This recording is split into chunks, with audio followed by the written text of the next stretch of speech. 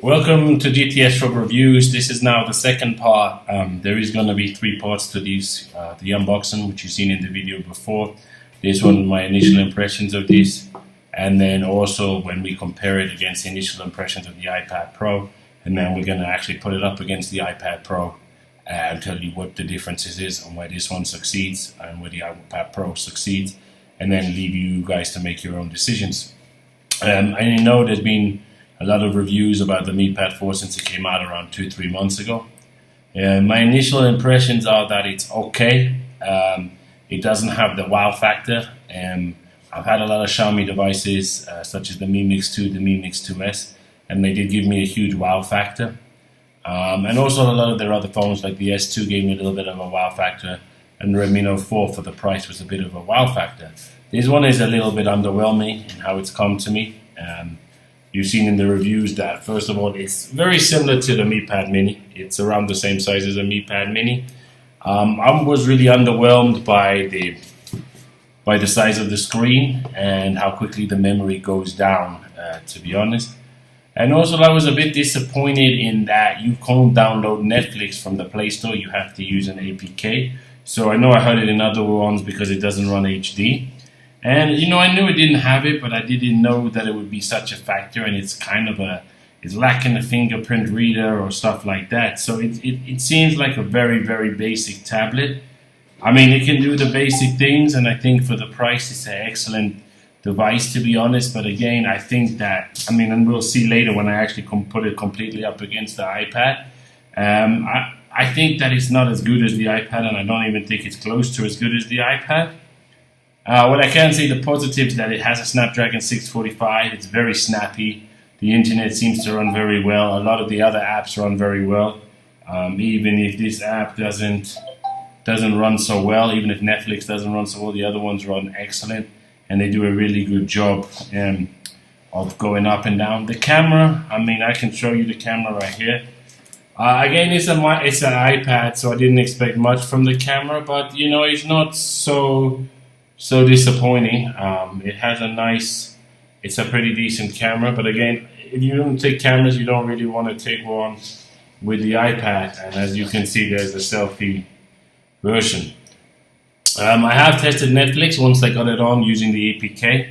Again, I can give you a little sample size if you want, so let me just do that for you. So I've been using, this is just Ray Donovan. So as you can see, it's a pretty good quality, has pretty good sound. I write too. Maybe we could collaborate on something. I don't think I could fucking do it. So it definitely has good speakers. It definitely has, the screen is pretty decent, especially for the iPad readers. It runs smooth, it runs fast. And so again, I think with all that and the selling point of what it is, like we sell it for,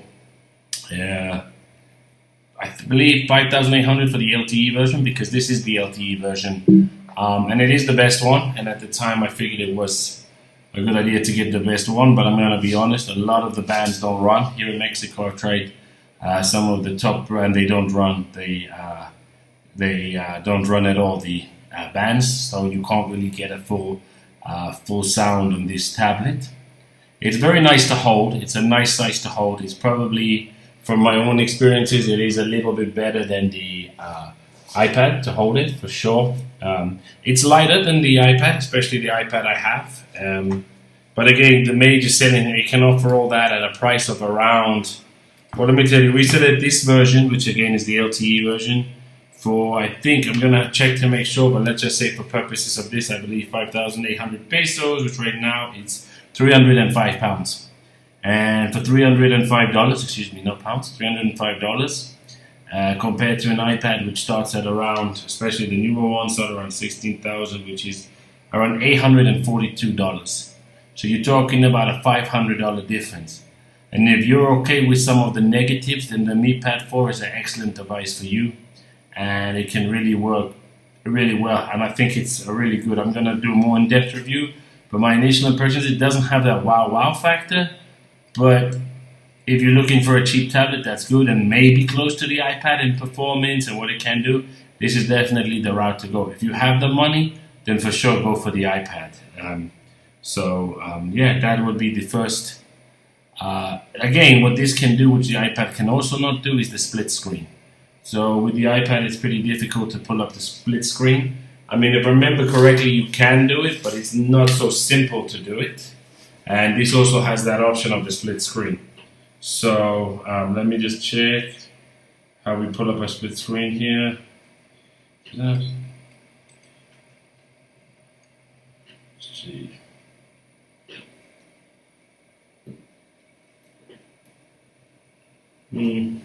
Trying to see, I don't remember how. Okay, here we go. So how we do a split screen, it's not so simple, and on the Android options it's very simple to do a split screen. So I'm trying to see how you can run the apps. So yeah, that's something we're going to look into later, but definitely I think it's a pretty good device for the money and what it offers. There's a few things for me it's missing. That's why for me it misses the wow factor like the phones.